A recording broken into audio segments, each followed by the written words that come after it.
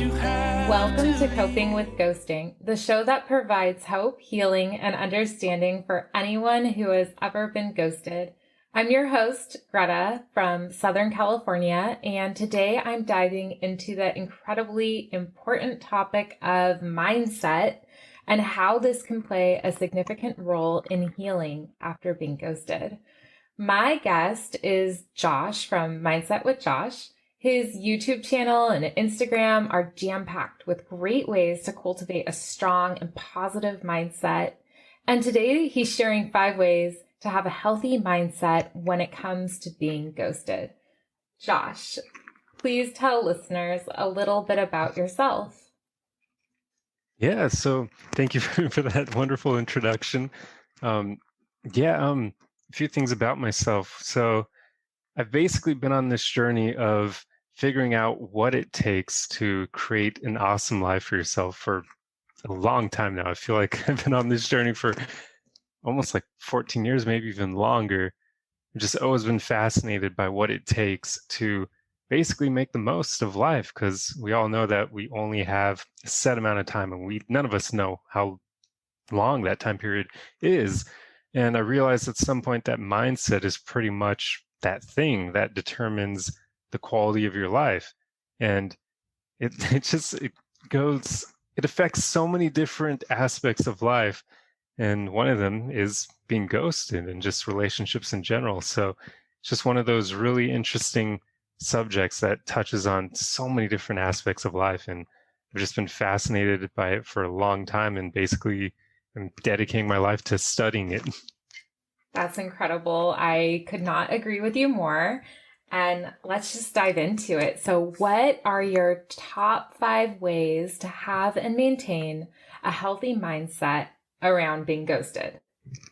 All right. So I'll go through them by, I guess, in a way that kind of is order of importance. So the first one is practicing self-love.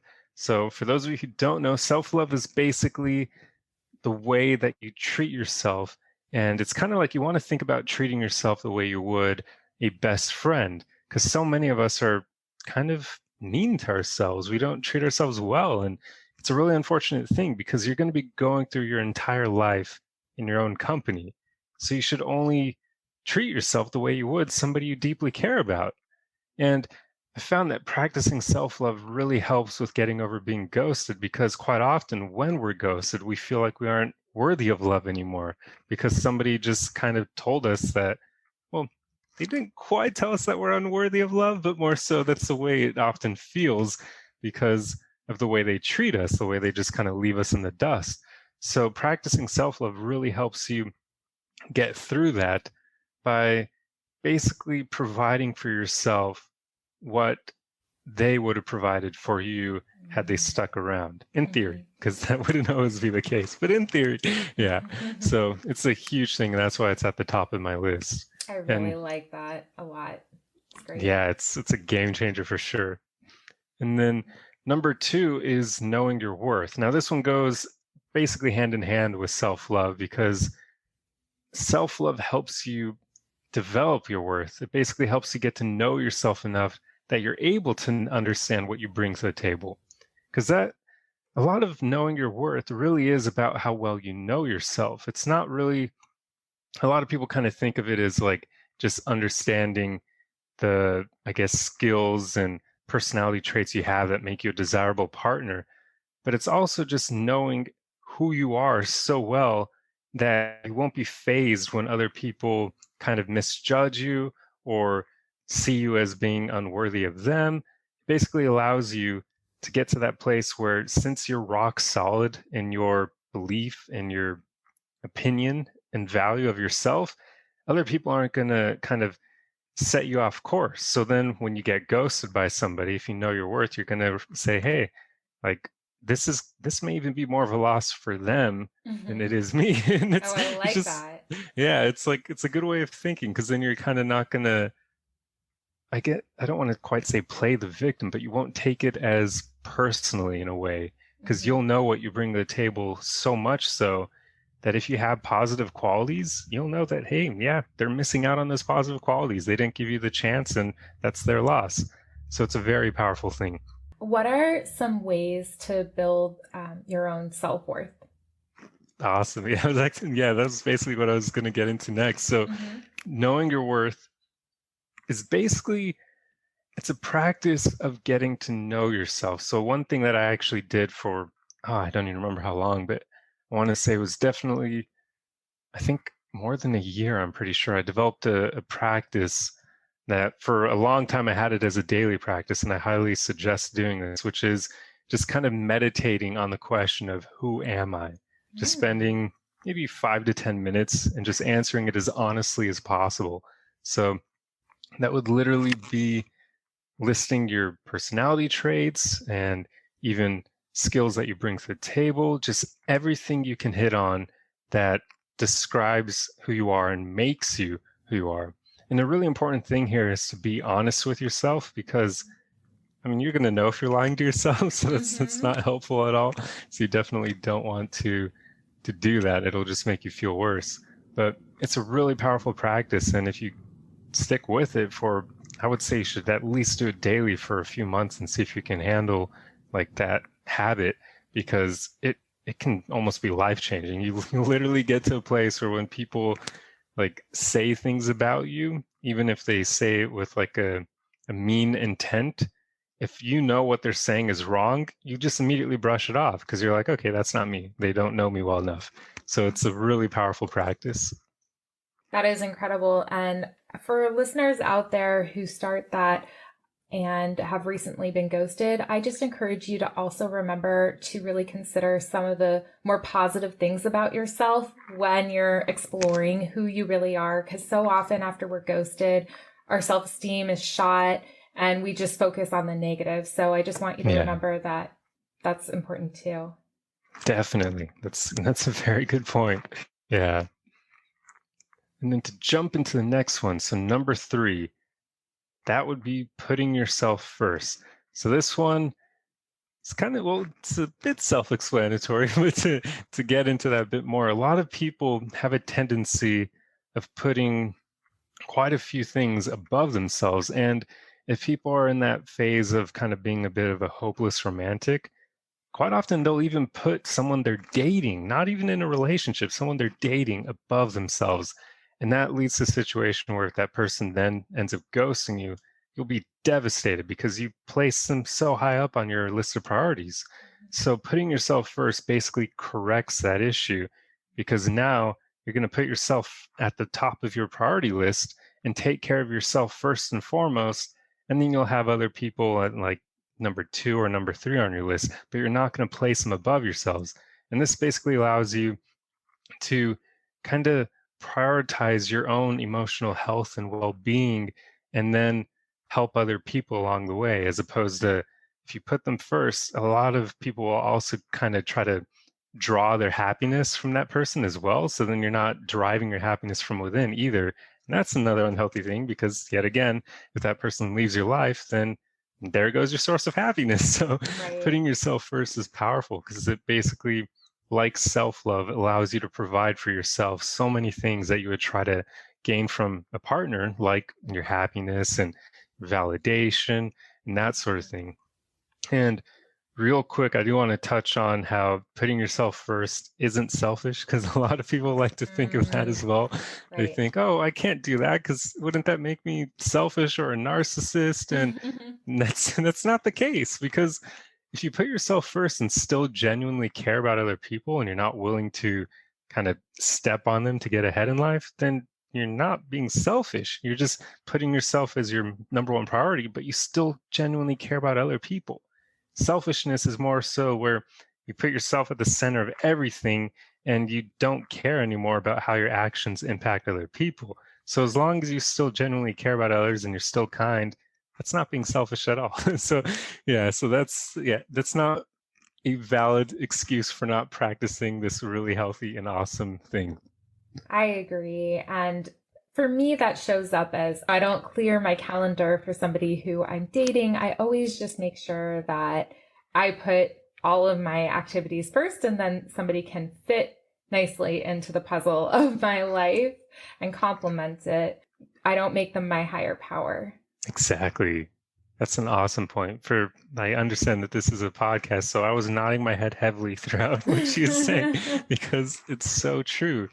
That is a huge part of it. A lot of people as well will kind of, like you said, clear their calendar for dates and whatnot. And as soon as you do that, you're basically prioritizing that person, and that can take you down a path that you don't really want to go. And especially if you're going to turn down like stuff that you had scheduled for your own self-care or stuff with friends, it's just not usually something you want to do. And all right, let's get into number 4. So number 4 is acceptance and forgiveness. So this this is a fun one because it's often pretty difficult to do after being ghosted, at least from my experience in the past, it was. But acceptance and forgiveness is all about basically letting go of the way that person treated you and just accepting that it happened and then deciding to not let it kind of affect you emotionally going forward. Because that's often what we do. We allow that situation to have this power over us. And whenever we think about it, it makes us feel not so good. And even in some cases, you can have a deeply emotional response if you feel like you basically don't have any worth because of what the person did or the way they treated you. So forgiving them is basically something you do for yourself. It's not saying that you condone their actions, because I mean, we all know that ghosting is a pretty cowardly thing to do. So I don't think any of us would ever approve of that behavior. But when you forgive someone, you're not approving what they did. You're just saying, hey, I have all these emotions surrounding this event, and I want to basically let go of them and forgive that person for my own sake so that these emotions no longer master me. So that way I can continue on with my life and be happier going forward. So that's what you want to do. So don't think of it as giving that person what's the word, like a free pass for their behavior. So it's not that at all. It's basically just releasing emotions for your own health. And what have you found are some of the best ways to release those emotions? Oh, that's a great question. For me, one of the things that I've found is most helpful is, and this is going to sound slightly counterintuitive, but you basically want to allow yourself to fully feel your emotions, because in a way you kind of can't release emotions if you don't feel them, because otherwise you'll repress them or try to ignore them. And when you do that, they kind of just get shoved down, but they never really disappear, because if another situation arises in the future that reminds you of a previous one and that you had all these emotions tied around, it's going to trigger you and bring all those emotions right back up to the surface. So fully feeling your emotions is how you release them. So you basically, for me, that's kind of like a meditative thing where you just want to just find a quiet place, sit down, and just check in with yourself and see how you feel in the moment, and then start diving into how you feel around certain situations. So in this case, it would be around how you got ghosted. So you'd want to think about that scenario and then try to figure out what you're feeling in that moment. And another thing that can be helpful is trying to figure out where that emotion is residing in your body, because that's also another intriguing thing, is quite often our emotions are kind of associated with certain areas of our body. Like for me, anxiety tends to be in my stomach. Like I feel it in that area. So if you're feeling sad or depressed or just hurt, try to figure out where that emotion is and then just feel it. Allow it to kind of expand a bit. See if you can try to make it get smaller. Basically want to see if you can feel that emotion enough that you can almost control it. And then after enough kind of meditating in it and fully feeling that emotion in the way that it kind of interacts with your body, you can let it go. It's kind of interesting. Emotions are almost like energy in a way. Like it's really intriguing. So that energy needs to be, something has to happen to it. We know from physics, energy can't be created nor destroyed. So when that energy arises in your body, fully feeling it basically allows it to get transmuted into, I don't even know what it becomes, but basically it allows it to no longer exist in the form of that emotion. So I know that sounds kind of, what's the word? I can't even, metaphysical, I guess. Hmm. But yeah, that's what has helped me, is just fully feeling them, thinking of them as energy that kind of just gets released and then they're gone and it doesn't affect you anymore.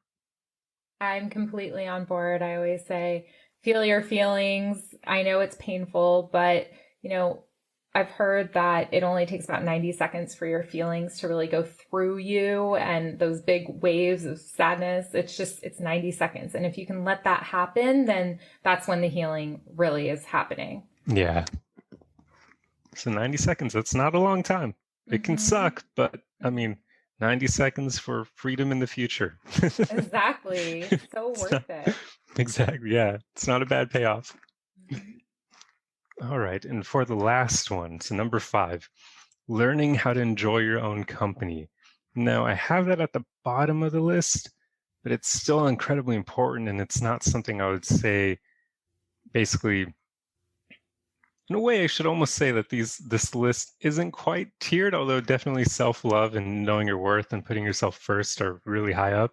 But learning how to enjoy your own company is huge, because this ties into all those things where it basically allows you to be happy on your own.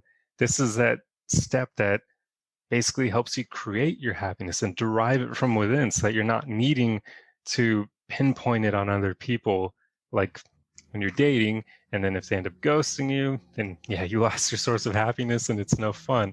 So learning how to enjoy your company is literally just as easy as doing those things that you enjoy on your own, not needing to have friends with you or a romantic partner or family members, being able to do things that you enjoy by yourself, whatever it may be it reading a book, playing video games, playing basketball, or whatever it is, even going for Mhm. hikes and walks and that sort of thing.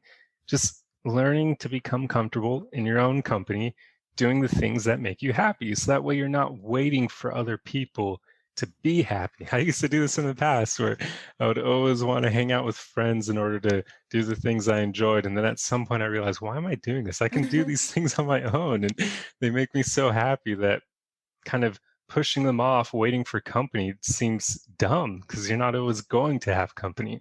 Yes, So that's a huge thing. especially recently. Yeah, yeah, so true. Yeah. Yeah. So that one will help immensely with being ghosted, because then you'll be comfortable and happy being alone. So even while you're single, even after that person ghosted you, you're not going to feel devastated, and you'll just say, hey, you know what, I'm happy, and I'll wait for someone to come along who actually appreciates me. Mhm. Brilliant. This has been incredible. And I just wonder, is there anything else you'd like to share with listeners about the topic of ghosting? Yeah, so I guess one really important thing here that I'd like to touch on is the importance of focusing on choosing people who also choose you. Because so often when we're ghosted, we kind of turn inward and we think about all the things that we did wrong, and we don't really ever ask ourselves whether or not that person was actually good for us. Right. We don't ask whether or not they were choosing us, whether or not they really wanted to be in our life, because that's more important. Quite often you will find that you didn't do anything wrong and it's all on them, because they're the one who made that choice. So realize that you want to find people who like you, who want you, who want to keep you in their life, people who will consistently choose you.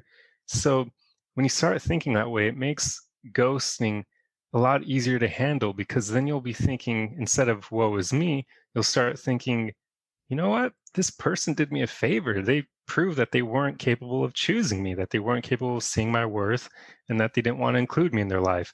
So they're saving me time and energy that I would have spent on them, just to find out later down the road that they still wouldn't be capable of choosing me. So it helps you so much, because then you think of it more as a favor instead of just this tragic thing that happened to you. So I highly suggest working on all those 5 steps I mentioned earlier, but then also just thinking about that concept of only wanting to choose people who also choose you, Mhm. and never wanting to chase people, because if you're chasing someone, they're not choosing you. So nobody is worth chasing. Yes, I couldn't agree with you more. Oh my gosh, choose people who choose you. Yes. Wow. Well, can you remind listeners how to connect with you? Oh, yeah. So I can be found on Instagram, YouTube, Facebook, and TikTok. And my Instagram and TikTok are the same handle. It's Mindset with Josh with no spaces in between, just all one word, Mindset with Josh. And my YouTube and Facebook are Mindset with Josh, where it's mindset space with space Josh. And got content on all platforms, but probably if you really like mindset content, Instagram is a place to follow me because that's where I post the most content. Otherwise, YouTube and TikTok, and Facebook, I just kind of throw the content that I'm making on Instagram there as well, just to kind of reuse the content. But Instagram is kind of the hub where it all originates. Yes, and that's where I found you and we connected. So I love it. I find some valuable gems on there every day from you. There's a long history, so just take some time going through it and you're going to learn a lot. And Josh, thank you so much for being here. Your insights are going to help so many people. Thank you. Yeah, thank you so much for having me. All right, listeners, one last thing. Remember, when you are ghosted, you have more time to connect with yourself and those who truly appreciate you. And a friendly reminder for those who wish to connect with me, visit at Coping with Ghosting on Instagram or Facebook or copingwithghosting.com, and be sure to download my free guide that outlines 5 ways to soothe your heart and mind after being ghosted. Enjoy!